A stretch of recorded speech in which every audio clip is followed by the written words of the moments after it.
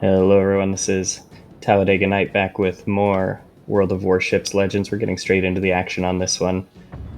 Basically, I wanted to show off the best way to play the Mogami. Like all Japanese cruisers, it takes a certain amount of finesse and patience that some of the other ships you just don't have to employ like you do on these ships. And it takes a specific style. So basically, this map's kind of a funky one where you have this chain of islands that surrounds the cap, and the team on the other side is fairly exposed, which puts you in a really good starting position. So this is probably one of the best spawns on this map. And we've got this enemy Baltimore coming up now. The Baltimore is a good ship. It's a cruiser killer, so it's not something that I want to get hit by. But it's also, like most American cruisers, pretty easy to kill once you can hit it. So I want to keep all of my guns pointed at it, but I don't want to get hit by it. So first off, we're not in too much danger right now because he's busy shooting someone else, so we can just take all the free shots we want. You still have to be aware there's some other ships on the enemy team, but I've got a pretty good hiding spot from the enemy Iowa. And if you'll see, if you want to be able to tell if a ship's going backwards from you or not, just look for the little white wake at the front of the ship versus the back of the ship, and then you can tell. So now he's starting to see me, and he sees, oh, here's an easy to citadel Japanese cruiser. I'm going to start shooting at it. So as soon as he shoots, I start moving forward. They have a similar reload time to me, about 10 seconds. So I'm kind of timing my movements so that I'll be moving when he shoots his guns in the opposite direction. Now that takes a little bit of thought of where you're going to be in 5 seconds. So you have to play it kind of like chess, where you're thinking a move ahead. So I already knew that salvo was going to be fired, and it was going to be behind me. So my ship had already been put into forward motion, or at least I'd already throttled forward. And now this one, I'm trying to angle my ship and slow down because I know it's going to go ahead of me. And you'll see me, I do a pretty bad job here of trying to pick the right ammunition. It seems like whenever he's sideways, I'm throwing high explosive. Whenever he's angled against me, I'm throwing my armor piercing. But that's not a big deal because with the dispersion rate of these Japanese ships, the Japanese cruisers, I should say, not the battleships, they have horrible dispersion. But with the excellent dispersion of the Japanese cruisers, no matter what you're hitting with, you can do a lot of damage at pretty much any angle. Now, this is another trick that you have to use anytime you have a ship with torpedoes. So he's on the other side of the island from me, and I pull out my torpedo indicator, not because I think I'm actually going to torp him, but because the indicator will tell you which way is he going. Which side of this island is he likely to come around. And right now, he's kind of coming straight at it, maybe a little bit at an angle. So I'm not sure which way he's going to go, but I think he's probably going to play it safe and stay in the cap to try and flip it and not go out in front of all the ships in front of him. So I'm thinking, okay, he's probably either going to go backwards or stay right where he is. So I start reversing, and that gives me the ability to get out of there quickly if I need to, because I know there's an Iowa back there. So my window, I'm going to have one, maybe two salvos before I've got to be out of there, or the Iowa's going to have me for lunch. So I'm going back, and of course he starts accelerating hard to get away. But we put shots out, and again, should have had armor piercing here. Thought he was going to be more angled. And like I said, it didn't get him on the first salvo, and we're already, thinking about how we're going to get out of here and trying to angle against that Iowa. He makes his turn. We get a lot of shots into him, and that's game over. So if you're going to be playing like this is a very aggressive way to play if you're in a Japanese cruiser. If you're going to be playing like this, you have to have the acceleration mod that gives you 50%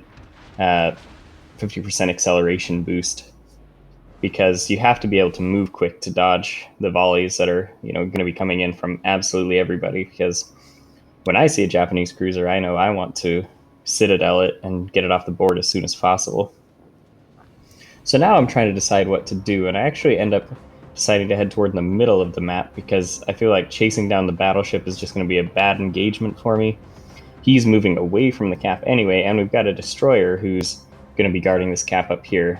And so I think, okay, I think what I need to do is get into the middle where I can use my torpedoes to their greatest effect and try and slow down the team. The ships, they were even a second ago, we're actually losing in number of ships right now. But the points are just about even because we took 2 of the caps early on. So now, and this game, I'm trying to do my best to think, okay, how are we going to win this game? Not necessarily how am I going to do the best. So I moved toward the island. We skipped forward a little bit there, but I moved toward the island. I know there's a destroyer. It's a mass waiting for me somewhere, and I know he can see me. So usually when I know I'm spotted by a destroyer, I don't pop my hydro immediately unless I think they're right next to me.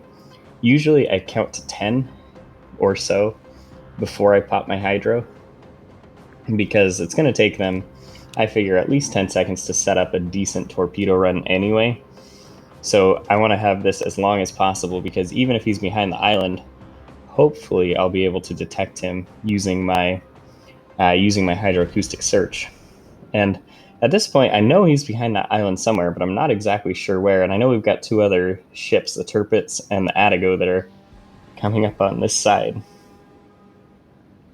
So right now I'm thinking, okay, if I get my gun swung over this way, if he tries to come around that way, I'll have him.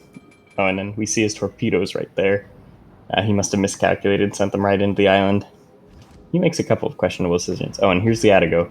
So again, I'm trying to play with my speed so that I just barely pop my nose out and use those nose guns to get on him. I do not want to go all the way out, or else I'm going to have the Tirpitz, the Attigo, and the mass all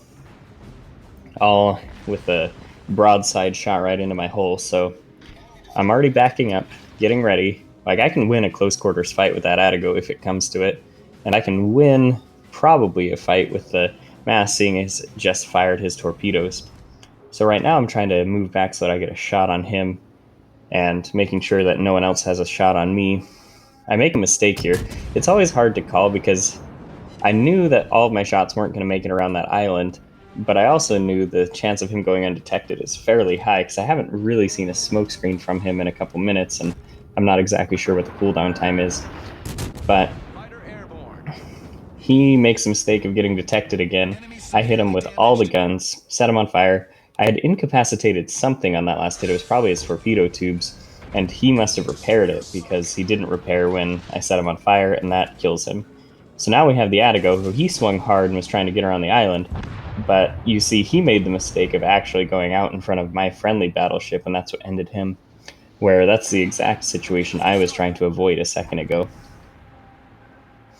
And now you'll see we get into this sort of cat and mouse game with the Tirpitz, and things get a little difficult because I have him spotted for now, but if my plane goes down, or my friendly battleship, who I don't think even has line of sight on him right now, if there's no one spotting him, then he's going to go undetected. I'm going to have no idea which way that he's coming around this island. I play it a little risky right here. I'm hoping that he's going to flip hard to port and go, into that gap right there, and I can hit him with a volley of torpedoes, but it's not looking like that's going to be the way. So instead, I just start going around, keeping an eye on him. And at this point, I'm not exactly sure which side of the island he's going to want to go around. He goes undetected right now, so if I was him, in my mind, I'm thinking, okay, if I was him, what would be the best move? As soon as I go undetected, typically I like to try and completely change my course, because he was headed toward the spot that's over on the right-hand side of my screen. But if it was me, I would have turned hard the other direction to come out around this other side, because it wouldn't have been expected. And maybe he was thinking I have hydroacoustic search and could use that anyway to detect him, thinking that he wouldn't be able to sneak up on me anyway. But this is a really tough situation, because if he does come around that side right now, I'm in big trouble. But since I didn't spot him yet, I'm thinking, okay, well, he must not have got me, so he must have come around the other way. And now I'm detected, and he's not, which I'm not exactly sure how that makes sense. But I have no idea which side of the island he's on. But he hasn't fired yet, and he hasn't shown himself yet, so I know that he's just poking his nose out around one of these rocks to detect me. So now that I have him spotted again, I want to get my torpedo arcs in line, and thankfully our friendly battleship has him engaged, and he takes a shot at him rather than at me, which is a questionable decision on his part. I know he's slowing down, so I don't want to just fire, but I don't fire both tubes. I just fire one, thinking he's probably going to slow down. He's so close though that I think that even a spread right on the marker probably going to get him with at least one torpedo. And we see them going in. They're looking pretty good. And we get two hits, two floods. So he's definitely used his damage control. I pop my hydroacoustic search as it comes back off cooldown just so I can keep him spotted. Our friendly battleship is actually gone behind an island right now, and it's a little less than helpful, but he was taking some punishment and was maybe wanting to move in where he could get some better shots. And there's a lot of things that might have been going through my friendly player's mind. And most of them can make some sort of sense, but now I'm on my own, so I'm just playing ring around the rosy with him, trying to get into a situation where I can send my torpedoes back and bug out. And again, I'm just watching that indicator. How fast is he moving? Is he coming around the island? Is he going to try and sit there and wait it out? We have the points advantage right now, so he has to kill me, and he has to kill our friendly battleship if he wants to win. So friendly battleship comes out from around the island and engages him. And I'm still debating. I think his guns are still probably pointed at me. Oh, and now they're pointed at my friendly battleship. So I know the Tirpitz has a 24 or 26 second reload. So I've got 24 to 26 seconds to get in a torpedo run and get out of there before he even has the possibility of being able to punish me. Although, remember, German battleships do have crazy secondaries, so you have to be careful with those. And I'm taking too much time, and I realize it. And at this point, I'm just waiting for that perfect opportunity to throw everything. And we send the torpedoes. As soon as they are sent, we are booking it out of there because we do not want to get touched by this enemy Tirpitz. Those things are nasty at this kind of range. So now I know his guns are pointed at our friendly battleship, so I think my torpedoes, if nothing else, are going to kill him off. But I'm going around just to make sure that I can finish him off with my guns before he gets around. The torpedoes are looking really good. Are we going to get the kill? And oh no, our friendly ship gets the kill. That's fine. But that Tirpitz was definitely doomed, as you see here, would have been all 4 hits. So now the clock's counting down. We have the points advantage. The other enemy battleship must have gone AFK because he didn't make an appearance this whole battle, and there's no way they can do anything. We send a nod to each other. Thank you to my teammate for being such a good player and for helping to carry this match through. And I think that's just a good example of how you can get a lot out of your Mogami. These things have ridiculous damage per second, ridiculous with the torpedoes, with the dispersion of their guns. You can do a lot. You just have to be careful because you can die easy.